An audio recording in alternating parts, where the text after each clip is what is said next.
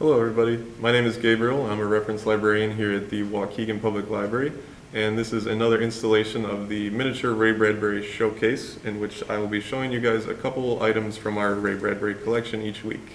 If you don't remember, the Ray Bradbury collection was donated to our library by Ray Bradbury and his family. Today I wanted to show you a couple things that were significant to Ray Bradbury in his childhood as he grew up here in Waukegan, Illinois. Both of these two materials were bought in the 1930s here in Waukegan, Illinois by Ray Bradbury. So they were significant to his childhood and say a lot about what he was into at that time. This is an early edition Mickey Mouse comic book published in 1931. And this is an early edition of a magazine called Modern Screen, which was published in January of 1933. From the cover, you can see that this is a series number 1 Mickey Mouse comic book by Walt Disney himself, of course. And it was published by the David McKay Publishing Company in Philadelphia. And it could have been purchased, or it was purchased, for 25 cents back in 1931. So you can imagine little 11-year-old Ray Bradbury walking into the local bookstore and purchasing this for a quarter. It's kind of funny to think about, but if you didn't know, Ray Bradbury is known to be a huge Disney fan, and he actually was personal friends with Walt Disney. It's actually a pretty funny story. I believe that they met in 1964, and it was around Christmas time, so they were both out shopping for their family and friends and whatnot. And Ray Bradbury recognized him from across the street, and he ran over and said, "Are you Walt Disney?" And Walt Disney said yes. And Ray Bradbury went on to tell him that he was a huge fan of all of his movies and everything, and he loves all of his work, and he thinks that they could have a lot of the same ideas.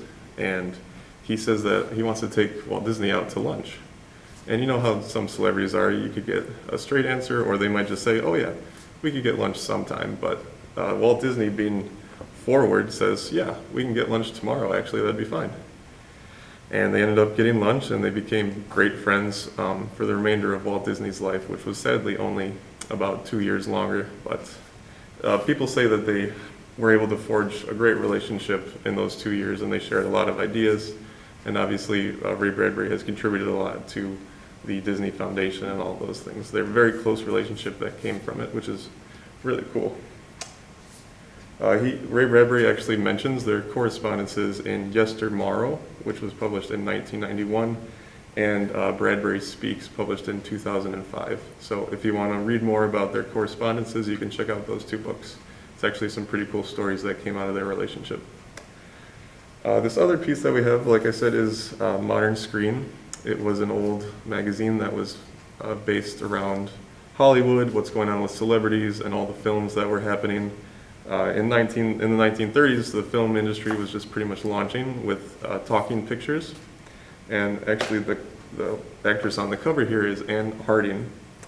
And she was known for being one of the first famous actresses to be in the talking pictures, because before that they had pictures, they had movies, moving pictures, what they call them, but they didn't have vocals synced up to the lips of the actors and actresses. It would just cut to a screen, and there would be they're called silent movies. You would just read it off the screen, kind of like subtitles, but not on the same screen.